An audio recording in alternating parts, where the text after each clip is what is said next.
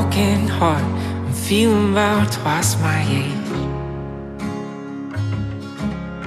Hi guys, welcome back to my channel. We have a fun video in store. So do you guys remember back in, I think February, when we went over to Olive Atelier and I showed Chris these limestone vintage planters that I'm sure you guys have seen all over the internet? Well, Chris said, I can make that for you. Well, challenge accepted, and that is what we are going to be doing in this video, and I cannot wait to bring you guys along. But first we have to head over to Lowe's and Home Depot to pick up all the supplies, all the dirt, because I want this planter to be a pretty big planter, and I cannot wait to show you guys how it looks.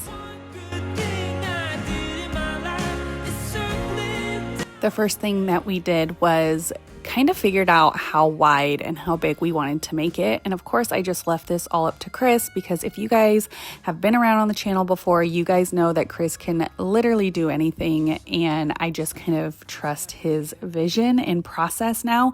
But we decided to use wood. Now, I've seen so many different ways of doing this. I've seen styrofoam, I've seen people using like a mold from like a trash can, but Chris wanted to do it this way, so we just built a wooden frame. The next thing that we did was picked up this cement board because we wanted it to be waterproof. We're going to put a planter in this one, but I said that if this one goes good, then I'm going to have him build me a fountain, because a fountain is what I really, truly want, but I need the fountain to be perfect. So I need to make sure that he knows what he's doing. So right here, we're just fitting in the cement board in with the mold that we had made.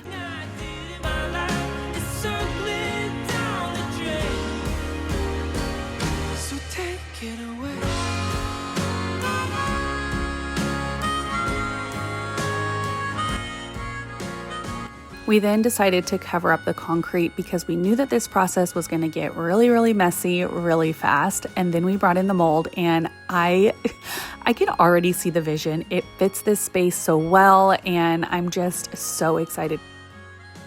Next, we used chicken wire, and this is actually the same process that we used when we were hanging the stone for our fireplace, so we knew that this was going to work.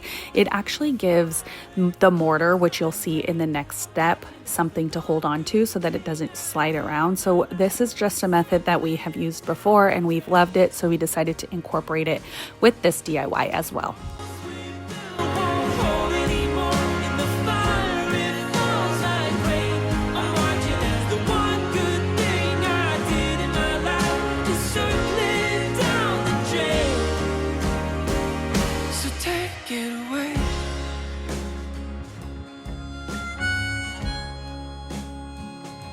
Then it was time for the mortar. These bags are super affordable. We used just 3 for the entire DIY. We mixed them up in our concrete tub, and then it was ready to go.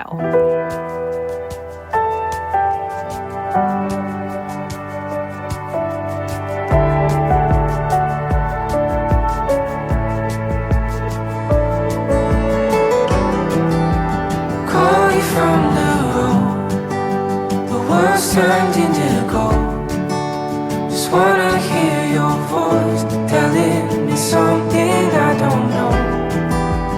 Minutes turn to hours, the night feels like it's ours.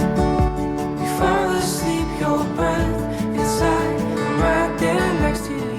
This next step is where the whole vintage limestone trough really comes to life, and it's the part you'll want to pay the most attention to if you're going to be recreating this DIY.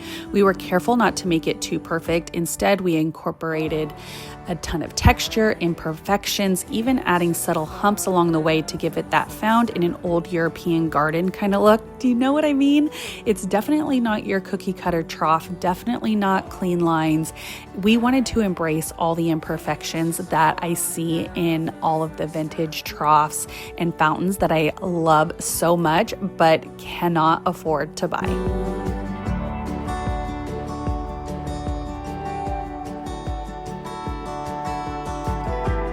After what felt like a couple hours, we finally finished applying the mortar, and this is the result. Up next, we're going to be adding one of our secret weapons, and honestly, I think it's the key to making this trough look so authentically vintage. we came across this product called Travertino, and what's really cool about this product is that it actually, once it goes on, it mimics the actual look of limestone. So once I saw that, I knew that I was sold and needed to do it because, hello, I want a vintage limestone planter, but I can't afford it. So this, I feel like, is the next best option. We did pick a color, but honestly, towards the very end, the color just totally went out the window because I did so much stuff to get the color that it actually is now. So if I were to do it again, I probably would not buy the colors. And honestly, the color part freaked me out because this is what I'm left with. And we were so uncertain as Chris is applying it here. Like, I was freaking out because it was like an orange, a peachy orange, but I knew I just needed to trust the process. But I, on the inside, was losing my mind.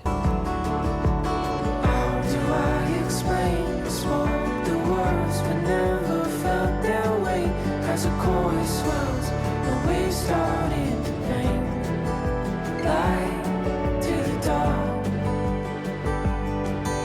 Oh, the future.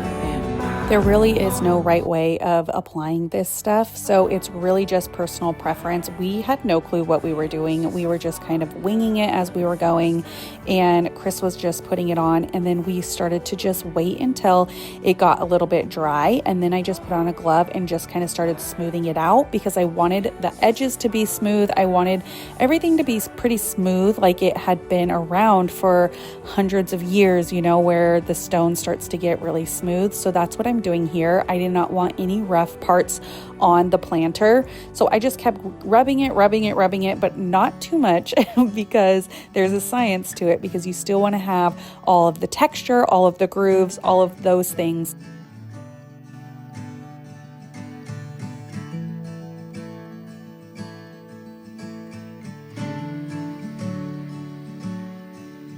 And after we let it dry for 24 hours, this is what we were left with. Honestly, not bad. I really did like it, but our house is white, and so it just needed a little bit more. Somewhere, waves through a long soft hair, faces just stop and stare, catching no light. So I leaned on my trusty old dirt and coffee ground method to try to age this planter, and I just went for it. I was nervous because there was literally no going back, but I knew that I have done this method so many other times, and I knew that it was going to turn out. And I hold on, these threads won't come undone if you hold down. Carry you home.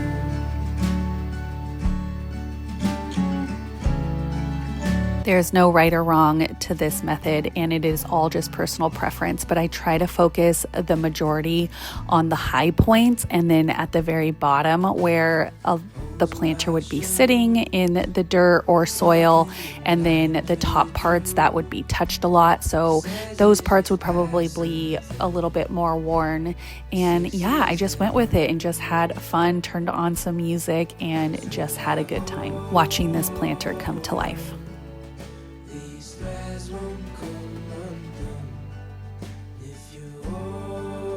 I love the dirt and coffee ground method so much, but I love it when it's wet. But then it dries, and it dries a lot lighter. So that is where this antique glaze comes into play, and I've done this so many times as well.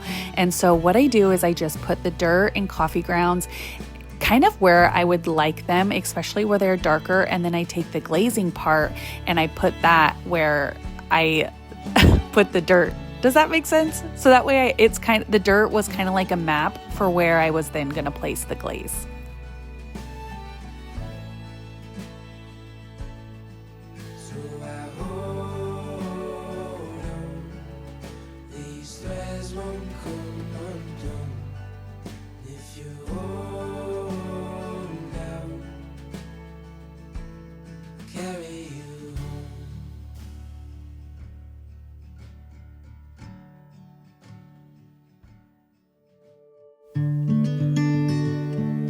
If you've been around on my channel for some time, you would have already seen me put this trellis together. But you know what? When I first put that trellis together, I envisioned it with this planter at the bottom, and I didn't have it at the time. So we are going to do the whole thing because I need to see it from start to finish.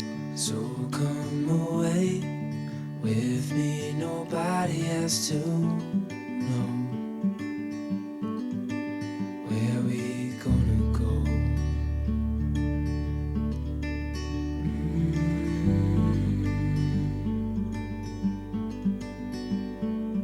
I was just calling to see if you're free to run away with me, to run away with me.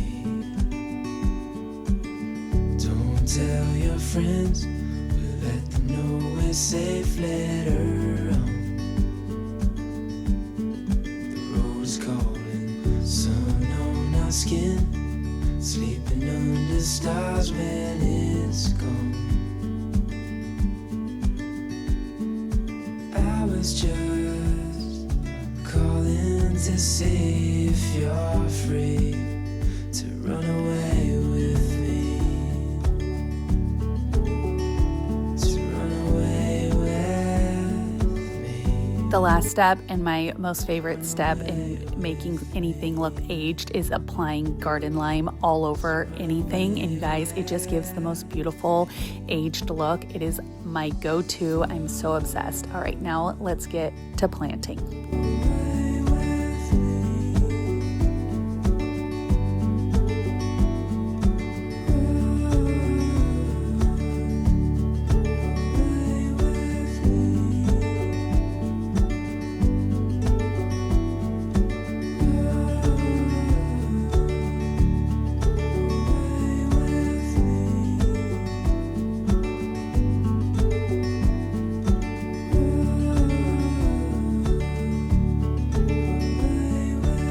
Okay, you guys, are you ready to see the final result? I cannot wait until this jasmine grows so that I can see it right out my front door.